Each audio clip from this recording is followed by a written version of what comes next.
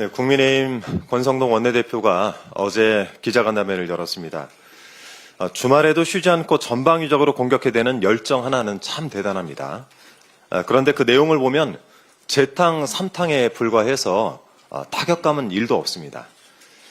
권성동 원내대표가 어제 준비했던 메시지는 윤석열을 수사했던 공수처를 문제 삼고 우리법 연구회를 저격하는 내용이었는데요.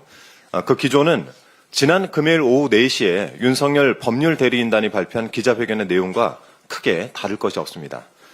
심지어 영장 쇼핑과 같은 용어도 동일했습니다. 고작 내란숙의 윤석열의 허무맹랑한 주장이나 재방송하려고 주말에 출근해서 참 여러 사람 고생을 시키는구나 싶었습니다. 그런데 인상적인 대목이 하나 있더군요. 권성동 원내대표가 느닷없이 사법개혁 카드를 꺼낸 것인데요. 우리법 연구의 사법 카르텔을 운운하면서 사법부에 대한 신뢰를 제고하기 위해 사법개혁을 본격 추진해 나가겠다라고 말을 했습니다.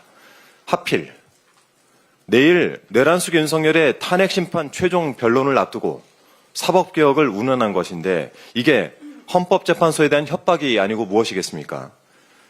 타인을 겁박하는 권성동 원내대표의 폭언은 사실 어제 오늘 일도 아닙니다.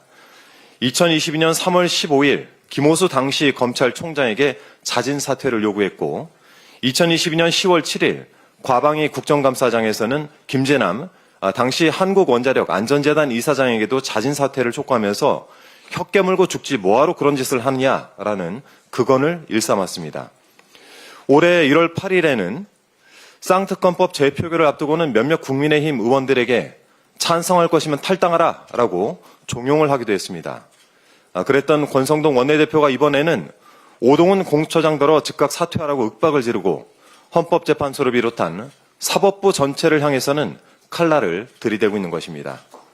참 마음에 안 드는 사람들에게 협박을 하고 폭언을 일삼는 그런 못된 버릇은 어떻게 해야 고쳐집니까? 세상을 한 걸음 더 나아가게 하는 것이 개혁이라면 민주당은 언제라도 그 논의에 적극적으로 참여할 것입니다.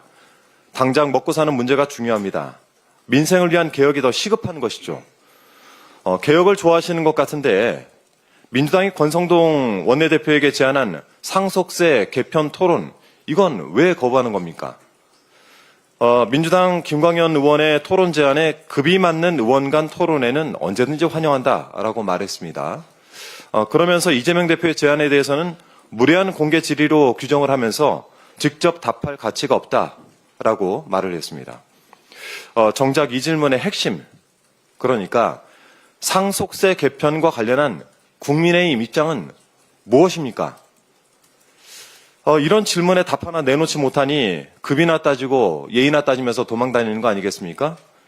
그런 실력으로 국민의 삶을 책임질 수 있겠습니까?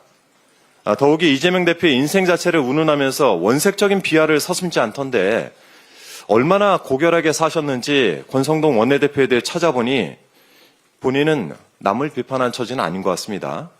오죽하면 어느 온라인 위키 사전에 권성동 비판 및 논란 이란 별도의 문서가 마련되어 있던데 이러다 정말 기네스북에 오르겠습니다. 나와 있는 것만 몇 개 열거하면 국감중 비키니 검색 논란, 고3 비하 논란, 대통령실 사적 채용 논란 옹호, 구급 공무원 비하 논란, 사촌동생 업체 수의계약 논란, 강릉성 KTX 사유화 논란, 교육부 및 고용노동부 공무원 사적 채용 논란 등등 이 정도면 인생 자체가 논란 아닌가요?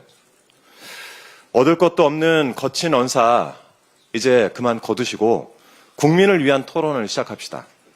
더불어민주당은 정중하게 권성동 원내대표님께 상속세 개편 관련 공개 토론을 다시 한번 요청드립니다. 이상입니다.